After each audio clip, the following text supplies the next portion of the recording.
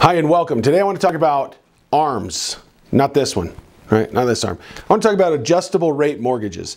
Now, when you hear the term adjustable rate mortgage, a lot of times people say, whoa, let's not go there. That was the beginning of the end.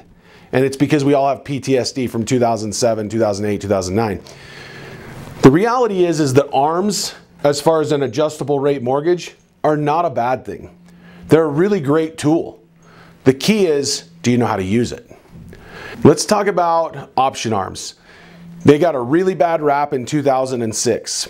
And they're a great tool if you use it correctly and you understand the nature of all of its components. An option A.R.M. has three different components. So it has the regular monthly payment at the interest rate. Then it has a interest-only payment that you can pick from. So the buyer or borrower gets to pick one of three options every single month. So you have a normal payment, just like any other fixed rate mortgage or adjustable rate mortgage. Then you have an interest-only component where you're just paying the interest and you're putting nothing towards principal.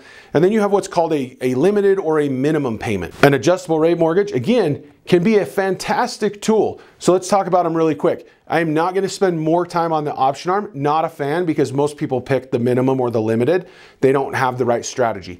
If you are a fairly educated investor or you want to use it on an investment portfolio program, let's have that conversation, because there's a strategy there to do it to make sure that you are winning, but it needs to have the right strategy. If you really want one on your house, we can talk about it, but just know that I'm not a huge fan of that A.R.M. program. It'd be better to go into a normal adjustable rate mortgage program. So let's talk about the differences. Most lenders offer 1, 2, or 3, but these are the most popular. It would be a 3-1, a 5-1, or a 10-1. Now, people say, well, what does that mean? Ultimately, all of them are the same. It's an adjustable rate mortgage. On a 3-1, you're going to have a lower, on any of them rather, you're going to have a lower interest rate to start. And every 1 year, it can adjust. Some loan programs will say we're going to fix it for 3, and then we're going to adjust it at that point. Some might fix it for 5, but traditionally, it can adjust every year. Here's how this allows you to leverage. In a time when prices are higher and interest rates are up, and so it puts you on the sidelines to buy, these are great programs to be able to buy with a lower payment, knowing that the strategy must be in place. Meaning, if I'm going to put you and have you go to a 3-1 A.R.M., we're refinancing before we hit the end of this. We don't want to get caught to where we're just in a perpetual cycle of adjustable rates, and now all of a sudden this jumps up to a normal payment. We can't afford it, and now we're in trouble.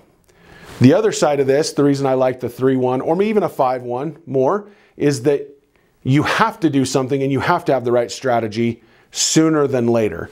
Whereas a 10-1, we're talking about a full decade before we have a real big issue. But typically the interest rate's a little bit lower here because their goal is that you stay in it longer.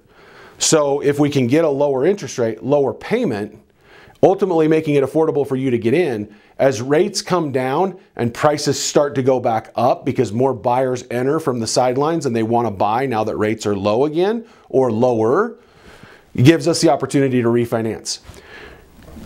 Most of these, with most lenders, don't have a prepayment penalty. And that's a clause that we would want to make sure of, because if it does have a prepayment penalty, we don't want to deal with it. We want to be able to refinance out as soon as our strategy hits. We're going to say at this benchmark, at this interest rate rather, meaning the benchmark, we're out. We're getting out of this and we're going into a fixed rate, which is the payment that we want long-term on the principal that we buy at.